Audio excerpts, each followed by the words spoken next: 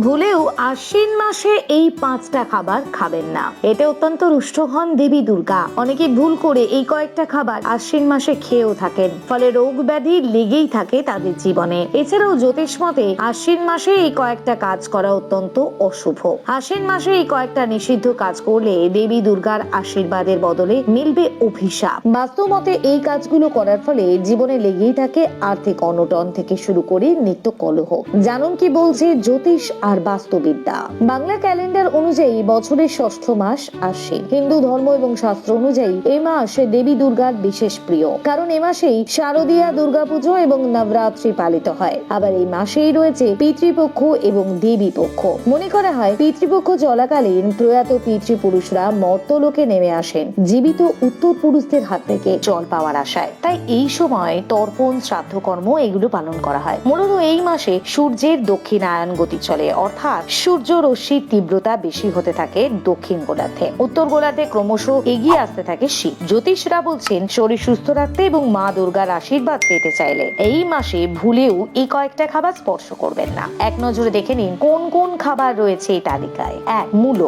ঋতু পরিবর্তনে এই সময়ে ভুলেও মূলো জাতীয় খাবার খাবেন না। হিন্দু শাস্ত্র মতে এই মাসে মূলো খেলে আর্থিক অবনতি দেখা দেয়। শরীরের রোগ জ্বালা কখনোই পিছু ছাড়তে চায় না। 2. ছোলা। আশ্বিন মাসে ছোলা বা ছোলার ডাল খাওয়ার উপরেও নিষেধাজ্ঞা জারি করা হয়েছে শাস্ত্রে। পাশাপাশি এই মাসে মুসুর ডাল খাওয়া থেকেও বিরত থাকুন। 3. কলার থোড়। শারদীয়া দুর্গাপুজোর সময় নবপত্রিকা স্নান এবং পুজো করানো হয়, আর এই নবপত্রিকা হলো কলা গাছ। তাই আশ্বিন মাসে ভুলেও কলার থোড় অর্থাৎ কাণ্ডের অংশ খাবেন না, তবে প্রসাদ হিসেবে কলা আপনি গ্রহণ করতে পারেন। 4. তেতো জাতীয় খাবার। যে কোনো তেতো জাতীয় সবজি যেমন উচ্ছে, করলা অথবা নিম পাতা আশ্বিন মাসে গ্রহণ নিষিদ্ধ।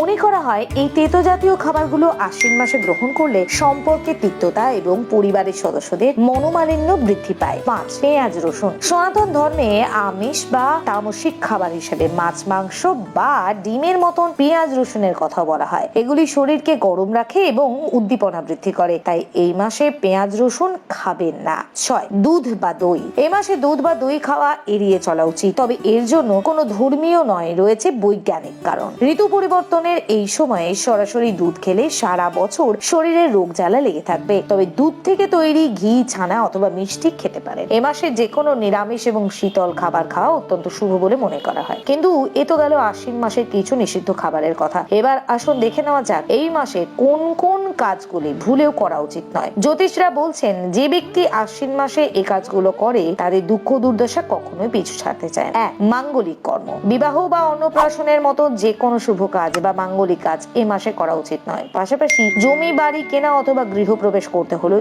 এই মাস এড়িয়ে চলুন। 2. ক্ষৌরকর্ম। আশ্বিন মাসে পিতৃপক্ষ চলাকালীন বিভিন্ন ক্ষৌরকর্ম অর্থাৎ চুল বা দাড়ি কাটা এড়িয়ে চলুন। যদি শ্রাদ্ধের কাজে অংশগ্রহণ করেন সেক্ষেত্রে শরীরে তেল বা পারফিউম ব্যবহার করবেন না। 3. বাসি খাবার অথবা স্টিলের বাসন দান। বাড়িতে আশ্বিন মাসে কোনো অসহায় মানুষের আগমন হলে তাকে বাসি খাবার অথবা স্টিলের বাসন দান করবেন না। দান একটা মহৎ কাজ, তাই মা দুর্গার আশীর্বাদ পেতে চাইলে অবশ্যই ভালো খাবার অসহায় মানুষ এবং পশু পাখিদের আপনি খাওয়াতে পারেন।